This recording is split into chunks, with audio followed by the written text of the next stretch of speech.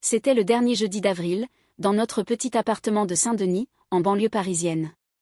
Maman avait préparé sa blanquette de veau habituelle, avec du riz crémeux et ses flageolets en casserole que personne n'aimait vraiment, mais que personne n'osait critiquer. Papa trônait en bout de table comme toujours, sa serviette glissée dans le col de sa chemise, déjà à sa deuxième pression de bière. La cuisine sentait le gratin qui avait un peu trop doré au four. Maman oubliait toujours les pommes dauphinoises, et la lampe au-dessus de la table grésillait depuis 3 mois, faute de changer l'ampoule. Antoine racontait une de ses histoires. Il adore ça. Mon frère a toujours une anecdote, et elle commence invariablement avec lui au centre d'une prouesse impressionnante, les autres relégués en coulisses, admiratifs. J'ai bouclé l'affaire directe sur le parking du client, lança-t-il en découpant sa blanquette avec des gestes précis, comme un chirurgien en pleine opération. Le meilleur trimestre pour la boîte depuis 2 ans. Le patron, Laurent, m'a même pris à part après, il parle de promotion. Le visage de papa s'illumina, ce sourire rare qu'il réserve à Antoine, comme si une lumière s'allumait derrière ses yeux fatigués par des années au cabinet Duval et Associés. « C'est mon fils, ça » s'exclama-t-il à voix haute. À 37 ans, maman sourit et serra le bras d'Antoine. « On est si fiers de toi, mon chéri. » J'étais assise en face, en train de mélanger mon riz à ma purée de pommes de terre tiède. Silencieuse, comme je l'étais à ces dîners familiaux depuis des années. Ce n'était pas de la colère. J'avais dépassé ce stade depuis longtemps. C'était plutôt comme regarder une série dont on connaît la fin par cœur, chaque réplique, chaque pause. Antoine se tourna vers moi, avec cette expression polie qu'il arbore quand il se souvient de mon existence pas méchante, juste distante, comme si j'étais un meuble un peu gênant dans la pièce. « Et toi, le truc tech, ça avance ?» demanda-t-il. Papa releva la tête de son assiette, sans rien dire, mais ses sourcils se haussèrent légèrement, ce petit geste qui en dit long. « Ouais, et ça donne quoi ?» « Ça va, » répondis-je. « Ça avance bien. » « Toujours dans cette start-up ?» Papa ricana doucement. « Start-up ?» Il prononça le mot comme on dirait amusement. Ce n'était plus vraiment une start-up, pensais-je, mais j'arrêtai là. J'avais appris, au fil de dîners identiques, que plus j'expliquais, moins on écoutait. La phrase resta suspendue dans l'air, comme un fil que personne ne tirerait. Papa reprit sa bière. « Bah, Antoine, c'est le businessman de la famille, on dirait. » Il rit de sa propre blague. Maman rit aussi. Je souris. Je pris une bouchée de riz. Je laissai le moment filer, comme toujours. Antoine, enhardi, enchaîna. D'ailleurs, j'envisage d'acheter un vrai appart, avec un balcon peut-être. Papa, tu sais, celui rue de Rivoli, près de ton pote Michel ? Oh, celui-là est magnifique, s'enthousiasma papa, se penchant en avant. 3 chambres, bon quartier à Neuilly. Vas-y, renseigne-toi. Je crois bien que je vais le prendre, ajouta Antoine, me jetant un regard décontracté, comme s'il allait lâcher une vanne inoffensive.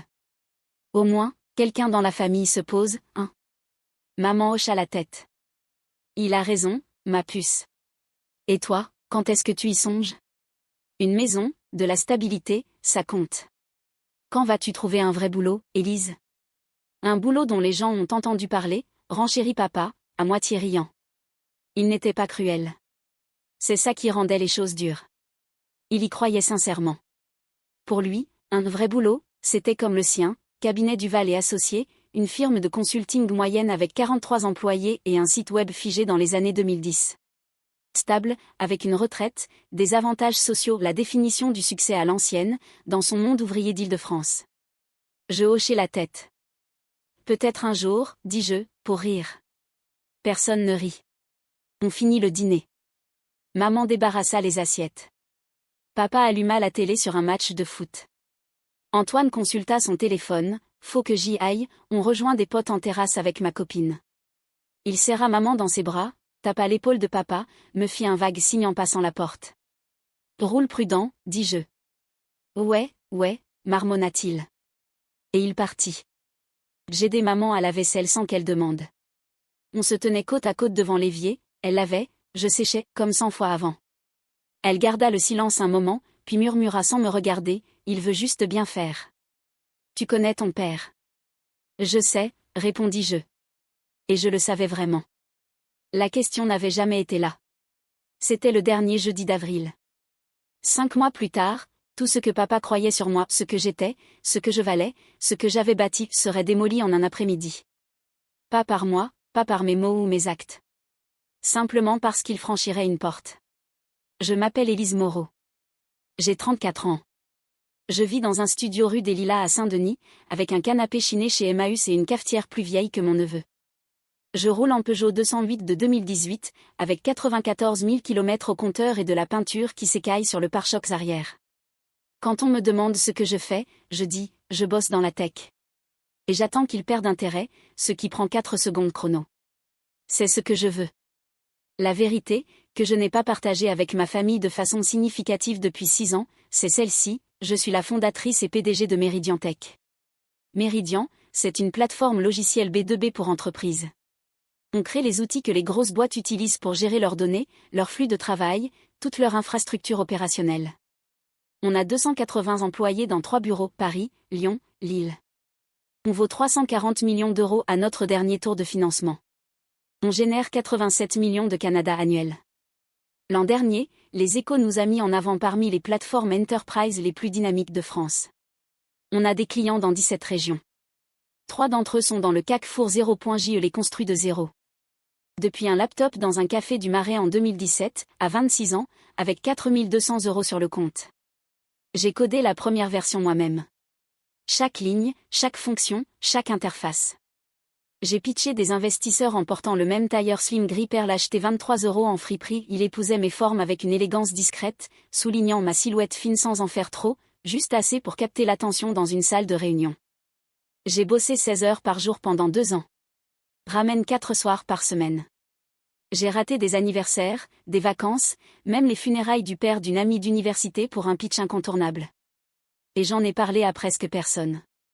Pas par honte, pas par secret. Mais parce qu'en 2019, quand Meridian était encore petit mais rentable, après notre premier gros contrat, j'ai essayé. Assise à cette même table de cuisine où Antoine débite ses histoires, j'ai dit « Maman, papa, je crois que la boîte va décoller. » Vraiment gros. Je l'ai dit avec espoir prudent, comme on libère un secret gardé trop longtemps. Papa m'a regardé longuement. Puis, « C'est bien, ma fille. Au fait, Antoine vient d'être promu. » Maman a hoché la tête avec enthousiasme. Directeur régional d'ici l'an prochain. Passionnant, non? J'ai compté 5 secondes. Quelque chose en moi s'est fermé.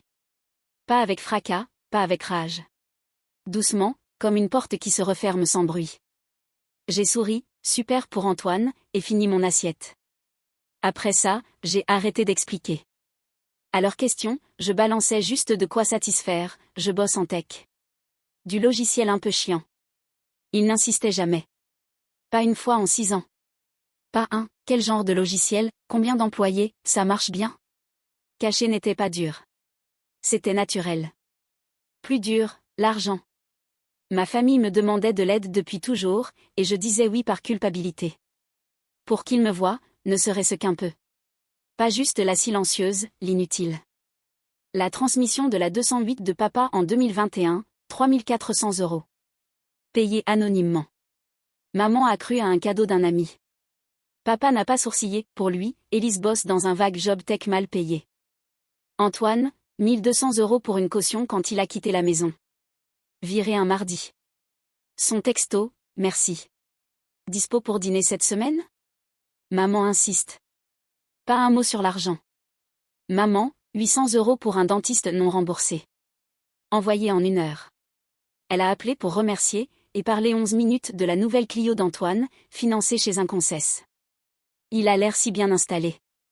Ils ne sont pas méchants. Juste aveugles. Quand on ne voit pas quelqu'un comme important, on prend sans voir d'où ça vient. En avril, j'avais discrètement filé plus de 14 000 € en 18 mois. Personne n'avait demandé d'où. Le point de rupture? Un mercredi de début mai, 3 jours après ce dîner. Papa m'appelle à 14 h. J'étais en conseil d'administration vrai, avec investisseurs en visio, projection trimestrielle à l'écran, ma directrice financière en train de présenter le budget d'expansion. J'ai laissé sonner. 14h14, bis muet. 14h31, troisième. Voicemail, Élise, c'est papa. Écoute, un service. Ma carte a été refusée à la pompe. Histoire longue, pas grave, mais j'ai besoin de 600 € pour couvrir. Envoie sur le compte, maman gérera. Merci. Bye. Pas de s'il te plaît. Pas de tu peux. Comme demandait le sel. J'écoutais dans mon bureau, vrai bureau, avec mon nom gravé sur la plaque, vue sur la défense, une mention Forbes 2022 encadrée, tableau blanc couvert de roadmap produit. J'écoutais une fois. Poser le téléphone. Rester immobile 2 minutes, à fixer le vide. Puis je décidai. Calme, la plus calme de ma vie. Ok, juste ok, murmurai-je. Et j'arrêtai. Pas d'envoi. Pas d'appel à maman. Pas de texto furieux listant les avanies. Je n'explose pas. J'arrête. J'arrêtais l'argent. Les dîners. Les apparitions silencieuses où Antoine rayonnait pour des exploits minuscules comparés aux miens. Ils crurent à une passade. Élise est occupée, texto de maman à Antoine, qu'il m'a forwardé par erreur. Tu la connais. Il se trompait. Je n'ai pas coupé les ponts complètement. Je répondais parfois au téléphone, disais « Salut », mais l'argent s'est tari, les dîners ont cessé, et le masque est tombé. Ma famille n'a pas pris ça au sérieux au début. Ils pensaient que ça passerait, comme toujours Élise la discrète, Élise l'obéissante, reviendrait à la table avec son sourire effacé. Juin fut le premier signal. Papa appela un samedi matin pour une réparation de voiture, 1800 € pour les plaquettes et disques de sa 208. Ton joyeux, décontracté, comme à son habitude quand il avait besoin. Allô, Élise ? La caisse fait un bruit d'enfer. Tu peux filer un coup de main ? J'ai laissé sonner. Il appela maman, qui m'envoya un texto, ma puce, la voiture de papa. Tu vas aider ? Lu. Pas de réponse. Poser le téléphone. Aller courir le long de la Seine, sentant l'air frais de Paris caresser ma peau, libérant la tension accumulée. Les plaquettes ne furent changées qu'une semaine plus tard. Papa roula quand même, le grincement empirant à chaque freinage, ce son qui vous crispe les nerfs. Il paya avec sa carte, déjà alourdie par le solde d'un week-end à Lyon pour l'anniv d'Antoine en mars. Un voyage sans invitation pour moi, bien sûr. En juillet, le schéma s'imprima. Sans mes contributions invisibles, les fissures financières crevassèrent leur quotidien. La carte de maman grimpa de 200 € en un mois, facture EDF, course au mono. Papa se plaignait au dîner, les prix des légumes, c'est scandaleux. La laitue a doublé. Comme si l'inflation frappait seulement chez eux. Antoine texto un soir, tu peux me filer 1000 € pour l'échéance auto ? Avance un peu larme de joie, pas répondu.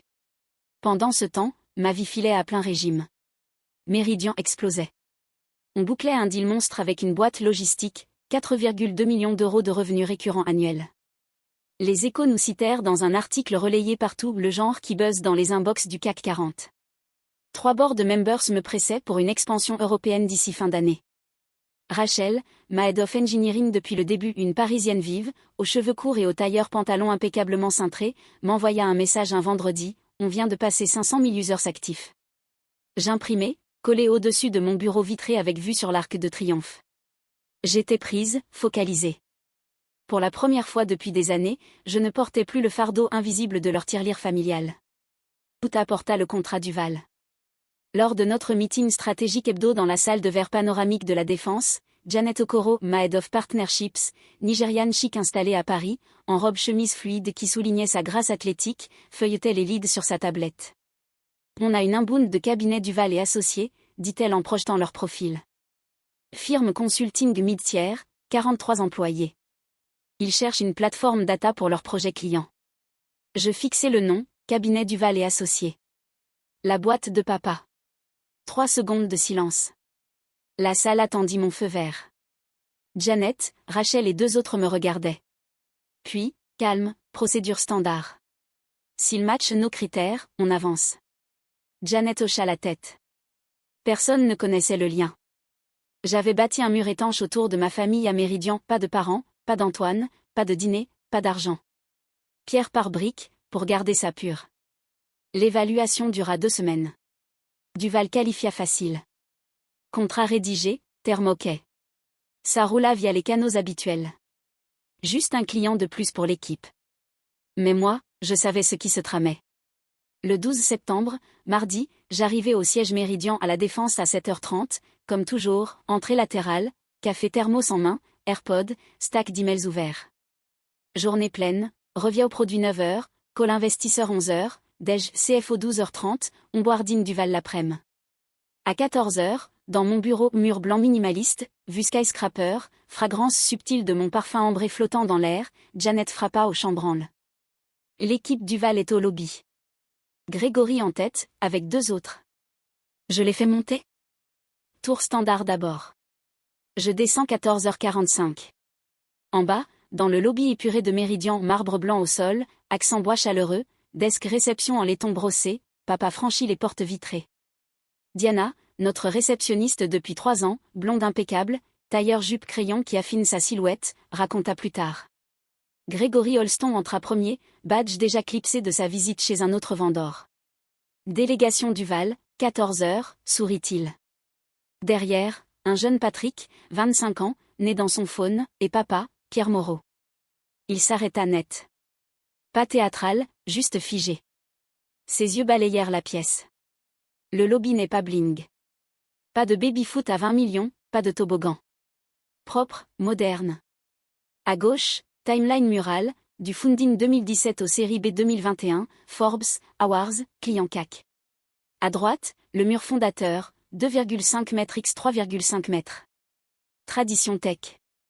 Ma photo pro NB, shoot magazine printanier, moi en tailleur noir ajusté, col chemise entrouvert juste assez pour une touche d'élégance sensuelle, cheveux lâchés en cascade soyeuse, centrés. Dessous, Élise Moreau. Fondatrice et PDG. En lettres modernes, 3 mètres haut. Papa fixa le mur. Diana vit son visage changer, pas choc brutal, mais recalculant, comme un équation résolue faux pendant 30 ans, et la vérité qui saute aux yeux. Grégory se tourna. Pierre, ça va? Papa pointa la photo. C'est ma fille. Élise Moreau. Grégory cligna, regarda le mur. Papa. Élise Moreau est ta fille? Papa hocha, main tremblante, Diana nota. Patrick leva les yeux, perplexe. Diana figea. Janet descendit pile là, tablette en main, sourire pro. Vit les têtes. Tout va? Grégory, lui, c'est Pierre Moreau. Il dit être le père de Sarah, d'Élise. Janet fixa papa, le mur, papa. Oh. Silence de 4 secondes, éternel. Elle reprit, Monsieur Moreau, enchanté. Allons-y. Puis Marcus Webb, VP senior de Duval, boss de papa, entra pour la signing cérémonie. Côte sur bras, faune en main. Vit le groupe figé. Grégory, tout roule. Hésitation. Marcus, Pierre Moreau, ton équipe. Et. Geste vers mon nom géant. Marcus fixa le mur, papa. Recalcul net, il m'avait vu à 2 events, Paris Tech Summit, Vivatech. Pierre. Élise Moreau est ta fille. Papa muet, rapetissé. Marcus, pro, petit monde. Et enchaîna sur les docks, comme si de rien. L'air changea. Tous Grégory, Patrick, Diana, Janet, Marcus venaient de voir Pierre Moreau réaliser que la boîte que sa firme signait était l'empire de sa fille. Celle du truc tech au dîner. La visite continua, open space premier étage, 62 dev codants, salle conf vitrée, mur logo client CAC. Papa silencieux, yeux recalculant tout. Devant un écran newsletter, ma photo à Vivatech, serrant la main d'un CEO client, headline, Méridien record Q3, il s'arrêta longtemps. Patrick, ça va? Oui. 2e étage, centre OPS partenariat. Janet présenta les account managers, timeline onboarding. À 14h43, son phone vibra. Élise est prête. Montez. Ascenseur silencieux. Papa en coin, bras croisés, mâchoire serrée. Grégory small talk sur le bâtiment. Portes ouvertes. Janet guida la délégation dans le couloir du 3e étage, passant le bureau de la CFO, l'open space produit grouillant d'énergie, un mur de clipping press, les échos, challenge, Madine.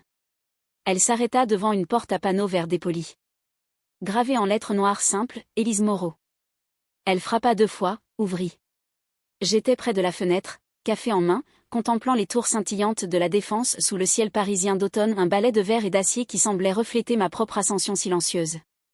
Mon tailleur noir ajusté, col chemise légèrement entrouvert, épousait mes courbes avec une sobriété sensuelle, un rappel discret de la femme que j'étais devenue, forte, maîtresse d'elle-même, sans excès. Je me retournai quand ils entrèrent. Grégory d'abord, puis Patrick. Puis, derrière eux, papa dans l'encadrement de ma porte, dans mon bâtiment. Son regard croisa le mien, celui qu'on pose sur quelqu'un quand on réalise, pour la première fois, qu'on s'est trompé sur lui depuis toujours. Pas de sourire de ma part, pas de froncement. Juste un regard calme, 3 secondes, avant de passer en mode pro. Et Grégory, enchanté en personne, dis-je en tendant la main, ma voix assurée, fluide. Janet m'a dit le plus grand bien de l'équipe Duval. Il serra, impressionné. Mademoiselle Moreau, le plaisir est pour nous. C'est une opération impressionnante que vous avez montée. Merci. Mon regard glissa vers papa, légèrement en retrait. Ses mains le long du corps, mais ses doigts s'agitaient, se recroquevillaient, se détendaient lentement, comme dans mon enfance avant un entretien d'embauche ou une dispute avec maman. Je le connaissais par cœur. Papa, murmurai-je, juste pour lui, pas pour la salle. Il leva les yeux, bouche ouverte. Rien ne sortit. Je laissai le silence s'installer 2 secondes. Puis, à Grégory, Janet, emmenez-les pour la review finale du contrat au 4e ? J'ai un meeting à 15h, on reste dans les temps. Bien sûr, répondit Janet, professionnelle, guidant Grégory et Patrick vers la sortie avec aisance. En passant, je captai l'œil de Grégory, assurez-vous que Monsieur Moreau ait tout ce qu'il faut. Il est important pour nous. Grégory hocha, poli mais perplexe. Patrick ne leva pas les yeux. Papa resta dernier, figé dans l'encadrement après leur passage. Élise, dit-il. Sa voix, changée, basse, rauque, comme je ne l'avais pas entendue depuis des années. Je le regardais, immobile près de ma fenêtre, dans mon bureau bâti de rien. Je le laissais me voir, la vue, les awards sur l'étagère, le tableau blanc roadmap, mon nom partout. On peut parler ce week-end, si tu veux. Il hocha une fois, pivota, partit. Ce soir-là, papa appela 23 fois. Premier à 16h17, 15 minutes après son départ. Je laissais sonner. 16h22, bis. À 17h, cet appel manqué, 3 messages. Je ne les écoutais que tard, sur mon canapé Emmaüs, verre d'eau sur la table basse, Paris nocturne silencieux dehors. Premier voicemail, incohérent, voix tendue, Élise, c'est papa. Écoute, rappelle-moi, ma grande. Juste, rappel. Deuxième, plus bas, je savais pas. Je te jure. Je savais que t'étais en tech, mais pas. Élise, 340 millions ? C'est vrai ? Rappel. Le troisième me toucha. Sa voix se brisa, pas théâtrale, juste un craquement au milieu d'une phrase, comme quand on retient des larmes et qu'on cède un peu. Pardon. J'ai été vraiment, vraiment con avec toi pendant des années. Je sais pas quoi dire, alors rappelle, s'il te plaît. Je l'écoutais 2 fois. Posez le phone. Resté dans le silence, le cœur battant calmement. Maman appela à 18h30. Elle savait, papa l'avait bombardé sitôt sorti. Cris, pleurs vrais, pas fins. Son message, oh, Élise. Répété, étouffé de sanglots. Antoine a pris à 20h. Un appel sans message, puis texto, papa vient de me dire. T'es sérieuse là ? Pas répondu ce soir. La famille étendue sur en 48H, appel, texto, post de tante Claire sur Facebook, 17 cos en 2 heures, incroyable. Pierre, t'avais une PDG chez toi ? À Duval, l'impact fut discret mais réel. Marcus Webb, VP senior, coinça papa le lendemain matin dans son bureau. Marcus m'avait vu à Vivatech et Paris Tech Summit, il connaissait Méridian. Pierre, pourquoi t'as jamais parlé de ta fille ? Papa n'eut pas de réponse. Ou pas une à dire. Marcus ne poussa pas, pro. Mais l'air changea à Duval, regard réascessant, curieux, pas hostile. Grégory texto de Janet, c'est courant qu'un membre de la famille client débarque à Longboarding ? Pour un pote. Janet rit en me le montrant. Antoine surprit le plus. 3 jours sans news, puis texto long un vendredi soir. Pas d'excuse pure, Antoine n'excuse pas facile, mais un aveu. Il avait googlé Méridian, lu 1 heure, je me sens con d'avoir jamais posé une vraie question sur ton taf. Papa est en vrac, maman chiale toutes les 5 minutes par l'heure quand t'es prête, à tes conditions. Je lus ça dans ma cuisine à 21h, vendredi. Plus proche des larmes que tout le reste. Mais je ne pleurais pas. Ce week-end, pas de discussion avec les parents. Pas par punition. Pas prête. Trop d'années de silence, d'argent donné pour être vu, de dîner muet. Je devais trier ce que je voulais dire. 3 semaines plus tard, dimanche matin, texto papa, 4 phrases courtes. Élise, je te dois des excuses. Vrai, pas hôtel. Café. Lu sur mon canapé, lumière matinale filtrant. Ma 208 garée dehors, peinture écaillée. Tout pareil. Lu encore. Poser le phone. Allez petit-déj. Pas répondu ce jour, papa refus, mais parce que, pour la première fois, je n'avais pas à courir. J'avais bâti du réel, 280 âmes chaque jour, 340 millions, 8 ans de silence et sacrifice. Ça n'allait nulle part. Le café pouvait attendre lundi. Mais les fissures s'élargissaient. Maman texto une semaine avant, Élise, la chaudière est HS. 2000 €. Tu peux. Lu. Silence. Papa tenta un appel pour son abonnement SNCF en retard. Ignoré. Antoine, discret, envoya, besoin d'un coup de main pour loyer? Juste au cas. Non. Méridian, elle, volait. On lança un module IA pour Data Analytics, pitché à un CAC 40. Rachel et moi fêtâmes en terrasse place de la Concorde, son rire résonnant, son tailleur pantalon soulignant sa démarche conquérante. T'as vu les chiffres, Élise? On est invincible. Je souris, sentant pour la première fois la légèreté d'un succès non pollué par leur ombre. La vérité éclatait, mais le vrai choc familial couvait encore. Un dîner dominical, fin octobre. Il m'avait supplié. J'y allais, neutre, tailleur cachemire gris perle élégant, sobre, une armure douce. Maman ouvrit, yeux rougis. Papa au salon, vieilli. Antoine là, mal à l'aise. Élise. Balbutia papa. Pas fini. Fin octobre, un dimanche frisquet à Saint-Denis. Les feuilles mortes tourbillonnaient rue des Lilas, et l'air portait cette humidité automnale typique de l'Île-de-France. Il m'avait supplié par texto et appel, viens, Élise, juste un dîner, on doit parler, et j'avais accepté. Pas par faiblesse, mais pour clore ce chapitre à ma manière. J'arrivais à 19h30, tailleur cachemire gris perle cintré à la perfection, soulignant ma silhouette élancée d'une élégance froide, escarpin noir claquant sur le trottoir. Un parfum boisé subtil flottait autour de moi, armure invisible contre leur regard. Maman ouvrit la porte, yeux gonflés, maquillage léger pour masquer les traces de pleurs. Ma chérie, entre. L'appart sentait la tartiflette gratinée, reblochon fondu et pommes de terre rissolées, avec une bouteille de Côte-du-Rhône déjà entamée sur la table.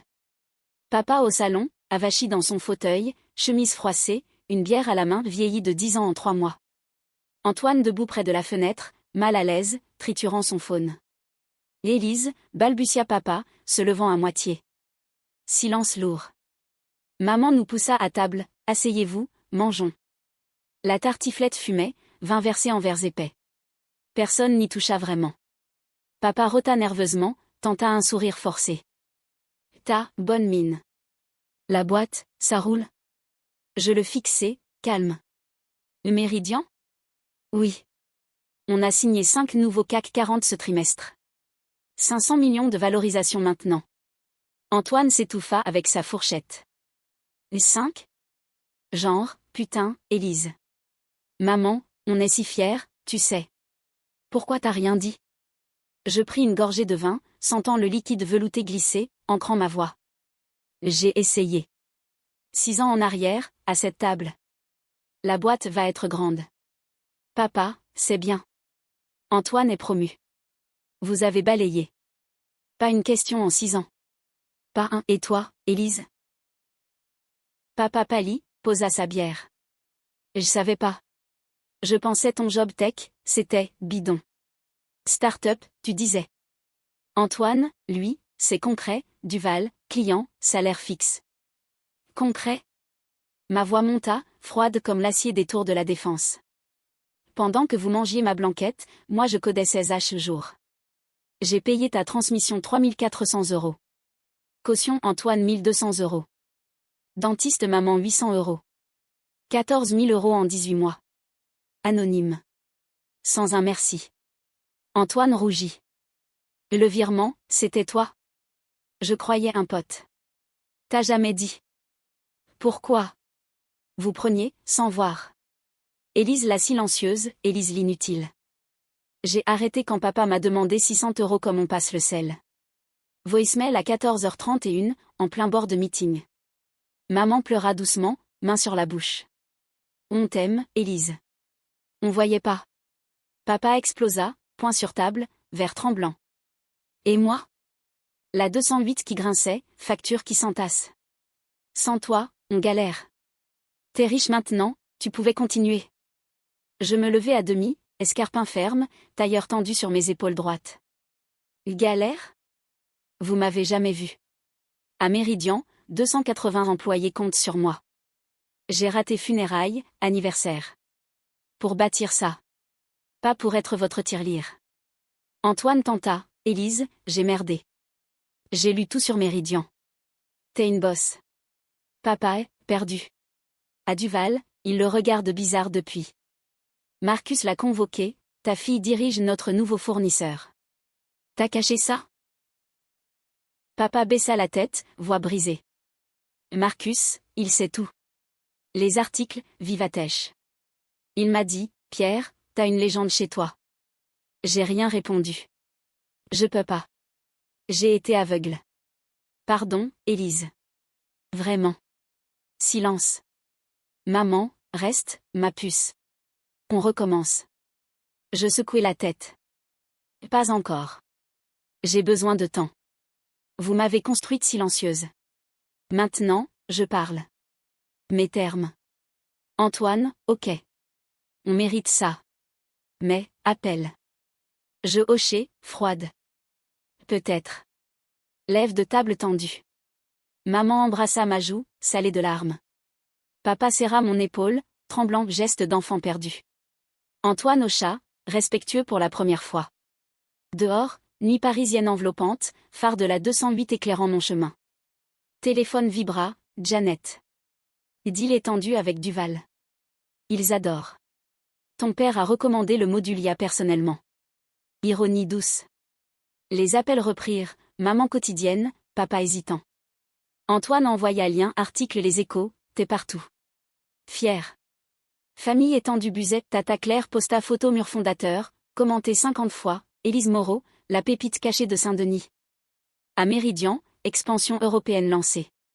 Rachel et Janet fêtèrent au rooftop bar de la Défense, verre de champagne pétillant sous Lumièreville. À toi, Élise, trinqua Rachel, sa robe fluide dansant au vent. T'es notre reine. Mais chez eux, chaos. Papa perdit bonus Duval, stress post-choc. Maman vendit bijoux pour chaudière. Antoine confia, sans ton aide invisible, je galère avec l'appart. T'avais raison.